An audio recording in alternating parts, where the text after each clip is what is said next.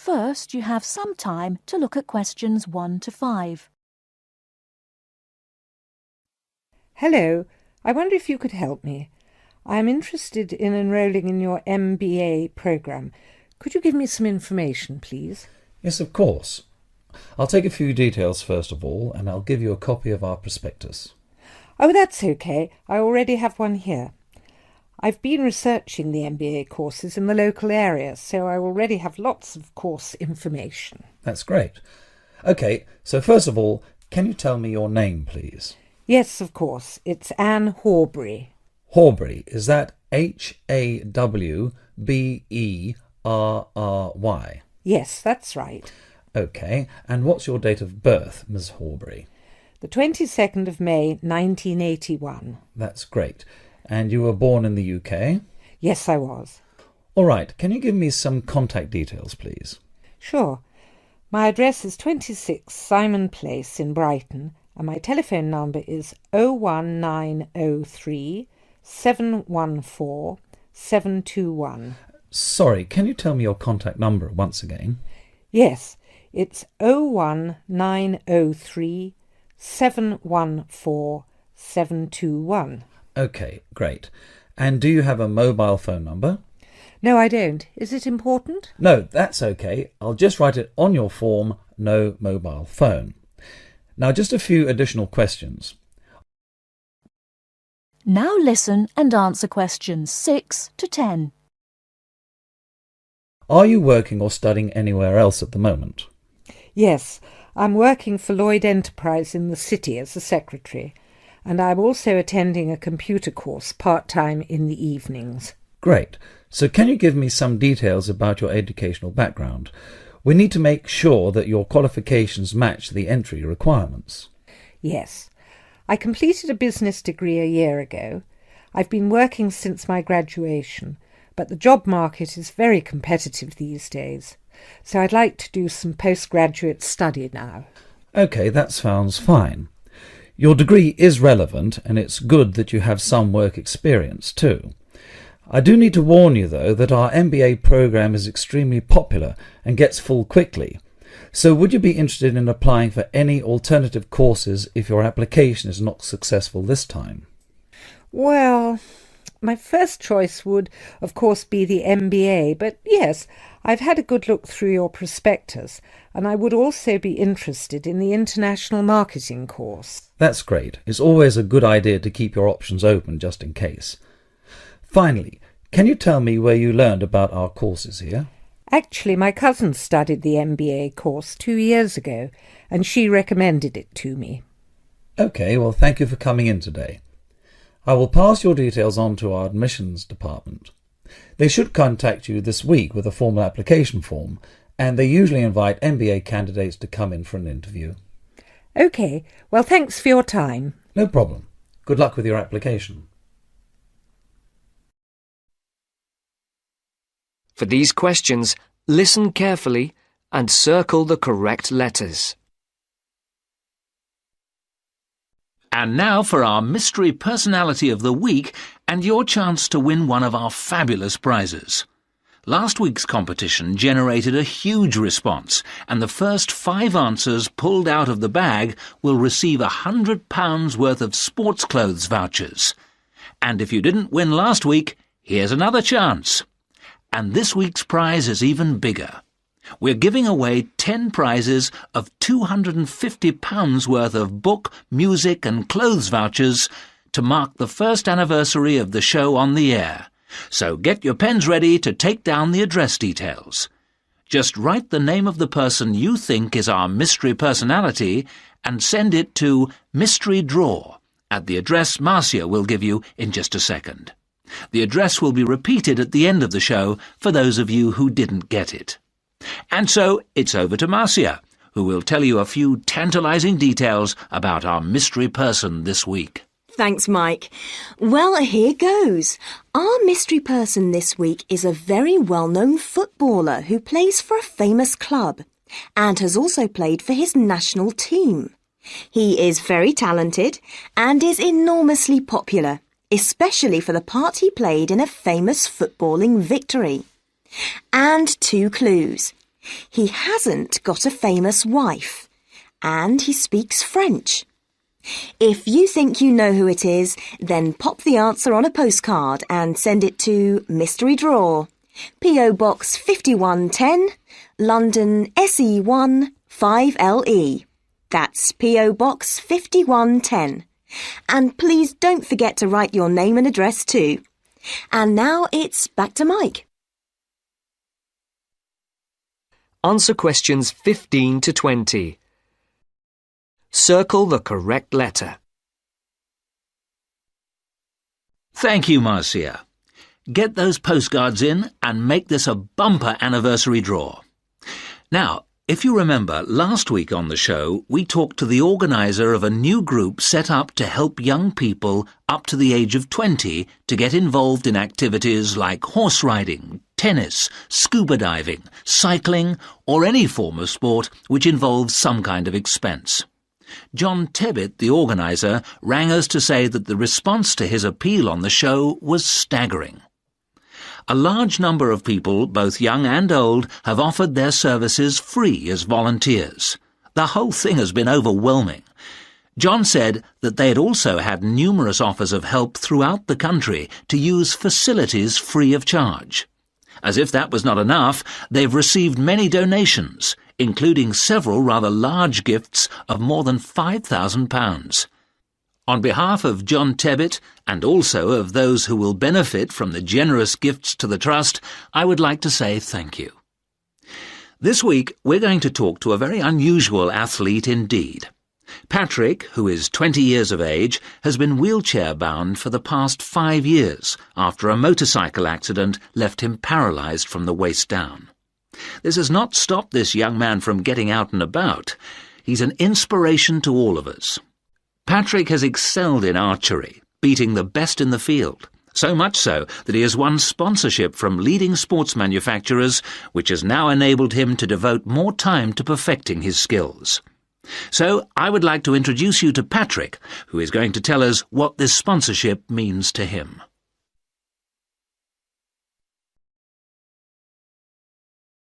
Now, listen carefully and answer questions 21 to 24. It was packed. There simply aren't enough seats in Theatre 4. There were people on the stairs, people in the aisles. I don't imagine everybody was able to get in. Was Jack with you? No, of course not. I saw him with a pile of journals in the library as I walked past. You haven't seen him because you've been in here in the kitchen drinking coffee all morning, whereas he has been studying hard. Not me. I've been in my bedroom reading for my assignment on education in the classical world. Very interesting. It was easier than I expected. I should have been at the gym training for my next race, but that'll have to wait. And did you find your first lecture interesting? Absolutely fascinating. We talked about this experiment. If you show a child a litre of water in a bucket and show him a litre of water in a tall container, he always thinks that the higher, taller but narrower container has more water in it. Hold on, what do you show him? Right. You show him two things. A bucket with a litre of water in it, and also a tall glass vase-like thing or any tall container. This also has a litre of water in it. Now, he will say that the tall thing has more in it than the short fat thing, that is, the bucket. And all children will say this, that is, up to about 5 years of age. You can then actually pour a litre of water from the bucket into the taller, narrower container, and the child will still say that the tall container contains more water, even though he's just seen the water come out of the bucket. And what's the point of that? Is it about measurement? No, it showed how children are quite unable to think logically. It's connected with my assignment. It's about cognitive development of young children over time. That's to say, it's about how they think. But didn't you do that assignment last year? No, I didn't. You see, I missed out on the first year when I changed subject.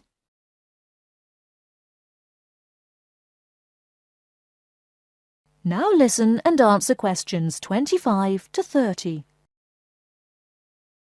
I started psychology in the second year, which is where I am now. Lucky you. I'm not so sure. I've missed out on a lot of the basic stuff like that, and I will have to catch up in my own time, so I'm relying on you. Oh yes, I remember. What did you study before you changed? I studied law. Why didn't you continue? I found some of the subjects interesting enough. In fact, the criminal area was fascinating in general.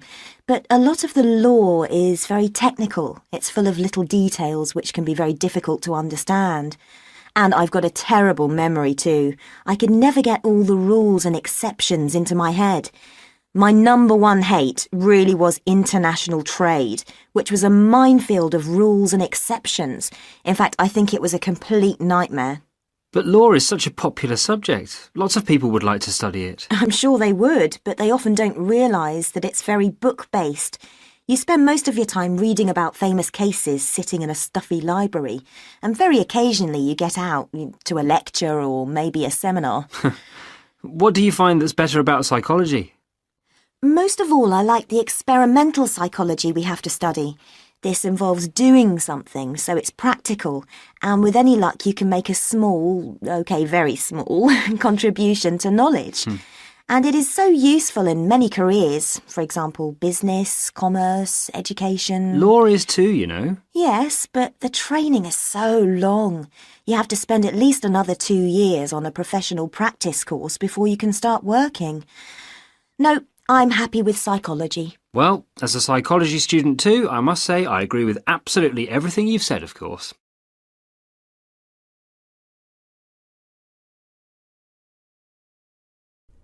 Now listen carefully and answer questions 31 to 40.